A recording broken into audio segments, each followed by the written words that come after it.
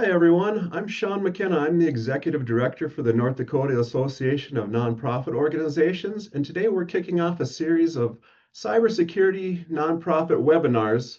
And with me is Zac Paulson from ABM Technology Group. Zac, we hear a lot about cybersecurity and we think about hackers in the movies and huge corporations. What should nonprofit leaders here in North Dakota be thinking about when it comes to cybersecurity? Yeah, thanks, Sean. Nonprofit leaders really should be thinking about the same things that everyone, big business or small business, is worried about in cybersecurity. The reality is, the hackers don't discriminate. They hit everybody equally and actually cast a broad net that oftentimes catches all types of businesses and individuals in cybersecurity problems. So what are some of the ways that the folks that are looking to get you, how are they coming after you? Yeah, so today still 80 to 90% of the threats are coming through an email vector. That seems to be the most common way that we're falling victim to these crimes. The reality is a few years ago, all you heard was ransomware, ransomware, ransomware, right? And everybody was worried about clicking a link and then ending up in an encrypted situation. Well, that's still a threat. Ironically, that has dropped massively over the last 2 years. The tool sets to prevent that have just gotten better and better and better. And so for a very small fee, you can put pieces in place to protect yourself from ransomware. The real threat now is business email compromise.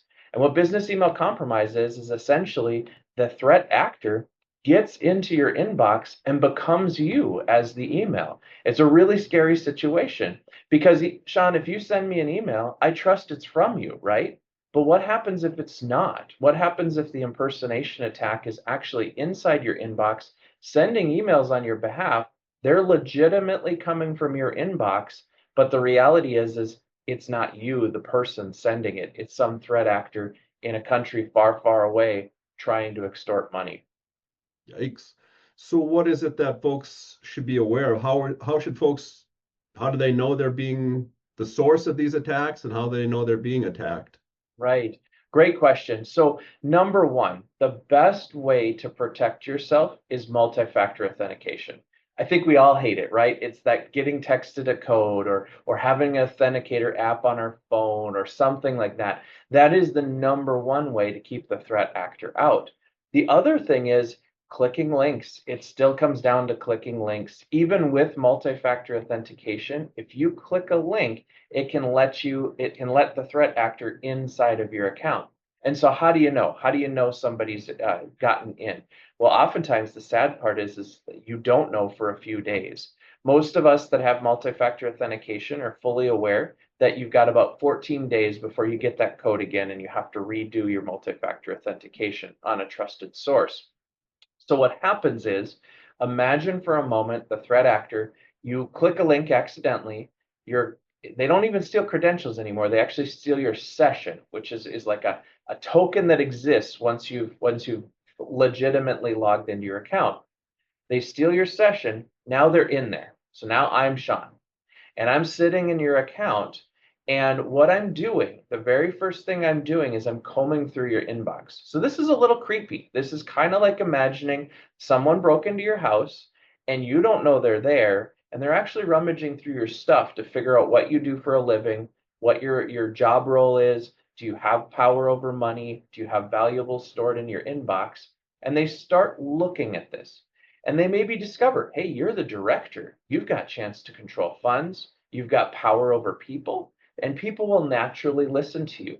I would imagine if you send an email to people on your team or individuals you work with, they immediately would react to it because, hey, you've got stuff you want to share. You've got things that are important.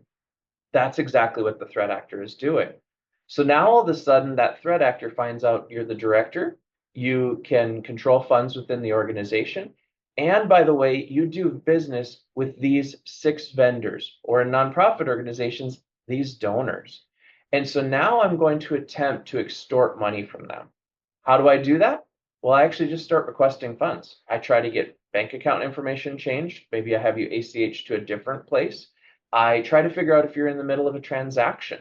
Maybe you're buying something, buying a building, buying equipment. I try to figure out essentially how those funds move. And remember, I'm in the basement. I'm rummaging through your stuff. I'm figuring out where the valuables are.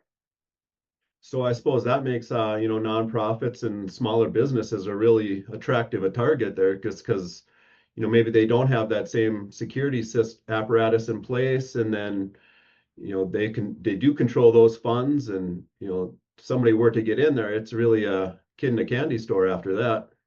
It really is. And what they do is once they figure out what vector they're going to use. So a common one we're seeing is they impersonate a vendor. So let's say you spend money with a certain vendor on a regular basis. We all do, right?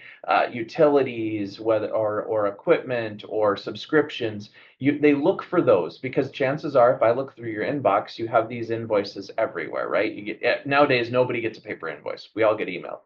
So they discover this, and I'm just going to pick on the utility bill. Let's say your utility bill is pretty high, pretty regular, and they see that, wow, okay, so $10,000 a month in utilities or whatever. Well, that logo is pretty easy to rip off. We can copy the logo of that vendor. We can copy that invoice 100%. And with a little bit of manipulation of that image, we can put in our own amount and we can put in, hey, our banking information has changed. Please send to this account. Now, most businesses are starting to implement policies that if ACH changes or wiring money or those type of things happen, it kind of sends up red flags instantly. But if you don't have those policies in place, you need to.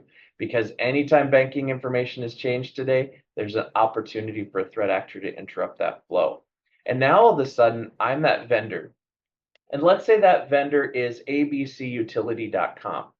Well, would you really notice if all of a sudden it was ABQ?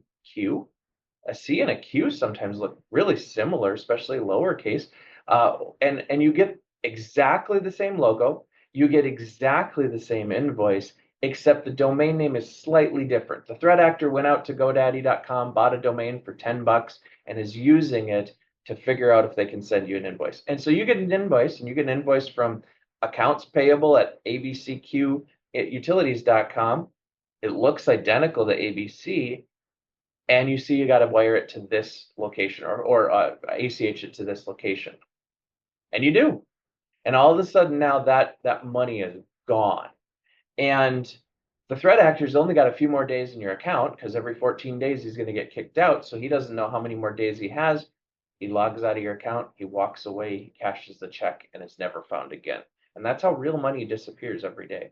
Oh, wow, that's not great. Do you have some real world examples of some of the smaller organizations that you've worked with that have been impacted by something like this? Yeah, we had a North Dakota business, and I'll keep all the names and identifying characteristics secreted, basically, because I want to protect the innocent. We had a North Dakota business we were working on bringing on board as a client, and small business, I think 20, 30 employees, and they work with a vendor that they commonly work with because they're in the trades industry, and so they're always subcontracting out to organizations. And this one organization they subcontracted out with, the threat actor was in the inbox. As somebody had clicked a link, threat actor was living in the inbox, rummaging through their stuff, and found out that this vendor was paid very regularly and very large sums of money. In this case, $40,000 wasn't out of the question. So the threat actor did exactly what we talked about, went out and registered a domain name that looked just about like that domain. And again, imagine, would you notice one extra O or would you notice an M instead of an N? Probably not. And even if you did, if the logo looked just like that vendor, the address was the same, phone number was the same, all those things that are identifying characteristics were the same, and now it said wire the money here. And now you remember, I look through your stuff. I know you wire money. So wiring money isn't uncommon. I can see this in your email. And so now all of a sudden, what happened is this threat actor created an invoice for $40,000, set that invoice up, emailed it to the person that would normally pay those invoices. That person saw it. There was some level of urgency added to it, which, by the way, quick tip, urgency is never our friend. If you pay a vendor a day late, The world does not end. If you pay a vendor after you've talked to that vendor on the phone and made sure it's legitimate, the world does not end. So everyone will give you grace if you take a day or two to think about it. Urgency was added and said, pay this immediately or whatever. We won't deliver services. And so the person called the bank, got the wire set up, everything was in motion to be paid, and the owner of the business walked in.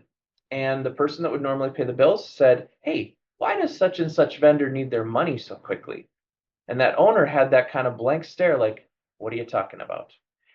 And all of a sudden that person realized, oh no, this wasn't legitimate. Calls up the bank. The bank fortunately was a little slow or a little fast that day, or slow, I guess is what you'd say, and wasn't able to make the payment in time and hadn't started the wire yet. So she was able to say, listen, stop that. That was fraud.